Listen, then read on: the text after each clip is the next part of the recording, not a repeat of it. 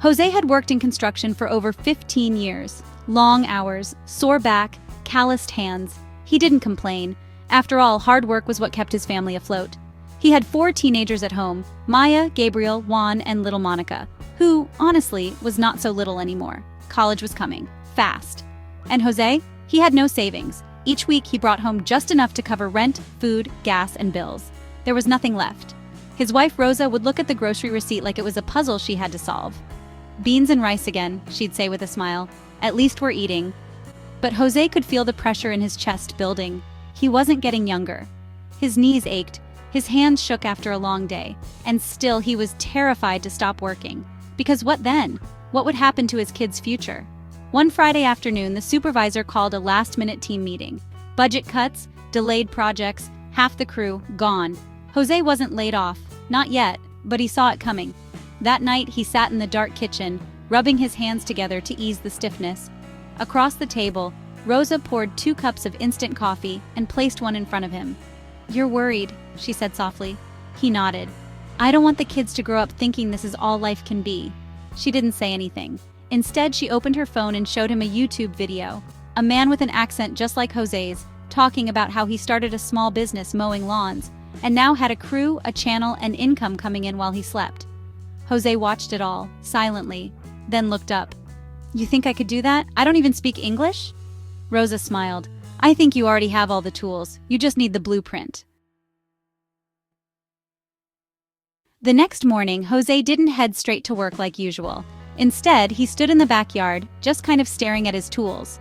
An old rake, a squeaky push mower, and a few hand-me-down gardening gloves. Rosa joined him outside with her cup of coffee and a notepad. "You remember how you helped Mrs. Torres with her garden last year?" she asked. Jose nodded. "She gave me $20 and a bag of tamales." Rosa chuckled. "Well, what if we found more Señora Torreses?" He looked at her, puzzled. "I mean it," she said. "You know how to make a yard look beautiful. You're fast, respectful, and you don't cut corners." Then she showed him the notebook, lined with sketches, bullet points, and phone numbers. She'd already written down ideas, neighborhood names, park zones, even potential clients from church. It wasn't perfect, but it was a start. "We can build something together," she said.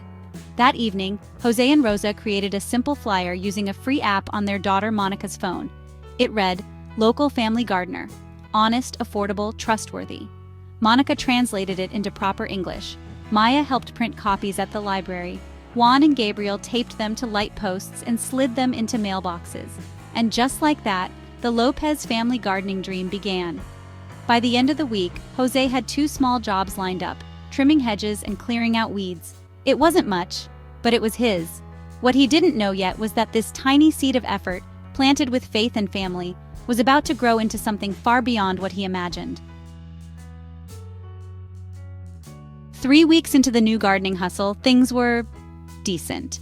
Jose had 4 clients. He was working Saturdays and Sundays, juggling his full-time construction job during the week. He was tired, but proud. Then it arrived, a thick, official-looking envelope stamped with the seal of the local community college. Rosa opened it with trembling hands. She already knew what it was: Maya's tuition estimate. $7,844 for the first year. Jose stared at the number for a long time, as if the digits might shift or shrink the longer he looked. "That's just for one," Rosa whispered. "We still have 3 more." He folded the paper and slid it back into the envelope. Later that night, Jose sat in the dark kitchen while the kids slept. He had $172 in their garden savings envelope. Not enough for even a textbook. That's when he remembered something his old friend Ernesto once told him on a lunch break. "Working harder won't set you free, Jose. Only working smarter will." He never really understood what that meant, until now.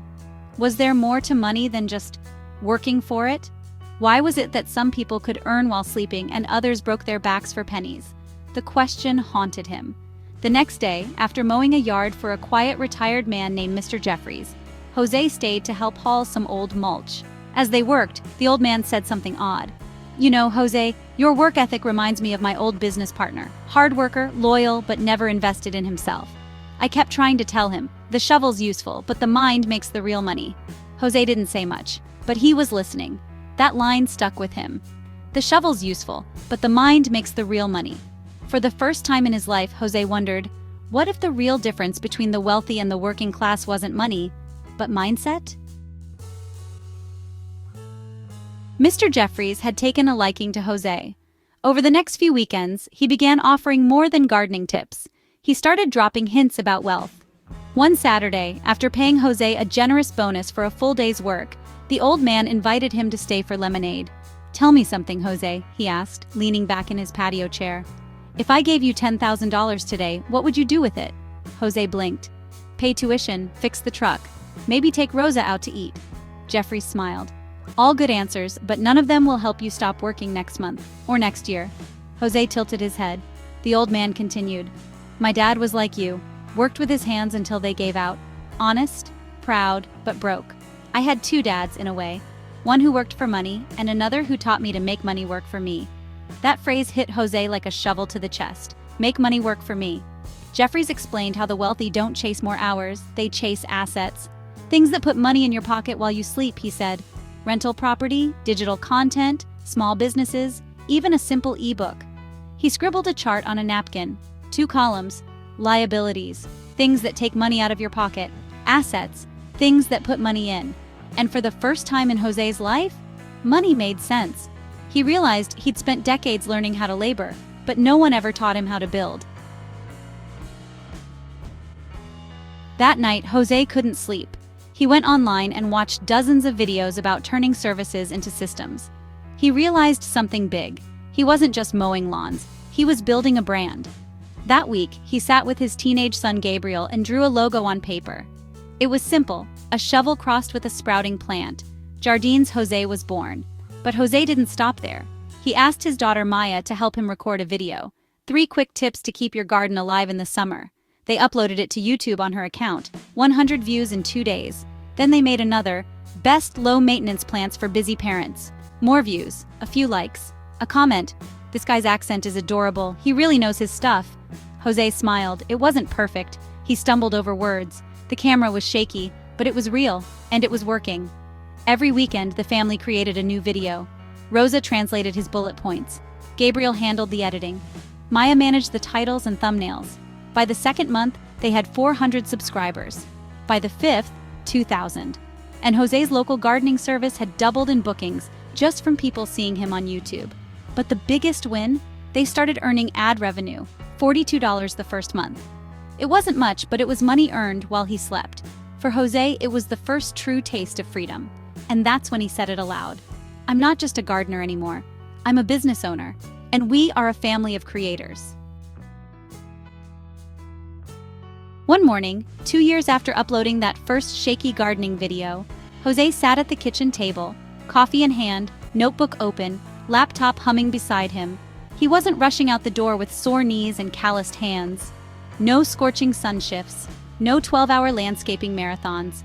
He was reviewing a brand deal proposal and watching his newest YouTube video hit 50,000 views in less than a day. His oldest daughter, Maya, had just sent in her college application, paid in full. The twins had brand new shoes. Rosa was talking about starting her own YouTube channel, Cooking with Abuela. And Jose?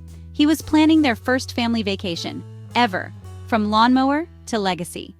All because he changed the way he thought about money. The biggest shift?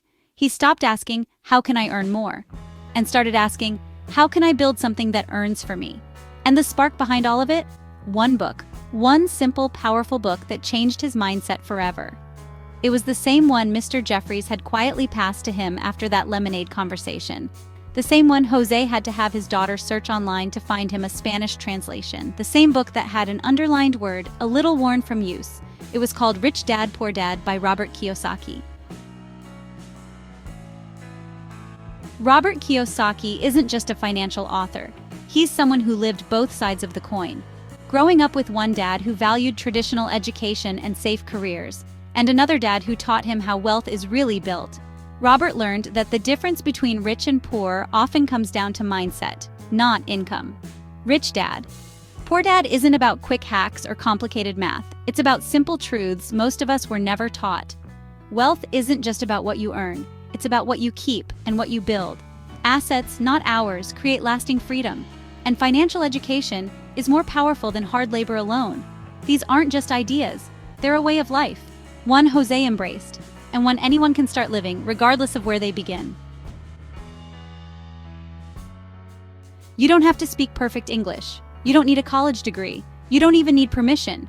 You just need a shift in thinking, the courage to start, and the willingness to keep building, one small win at a time. Jose built his dream, not in a single leap, but one video, one weekend, one habit at a time. And if he can do it with nothing but heart, family, and grit, so can you. If this story moved you, inspired you, or even made you believe in yourself a little more, like the video, share it with someone who needs it. Subscribe to the channel for more stories like this. Every week, we explore another powerful book through the eyes of someone who used it to change their life. We're here for you, helping you grow financially and personally, one book at a time.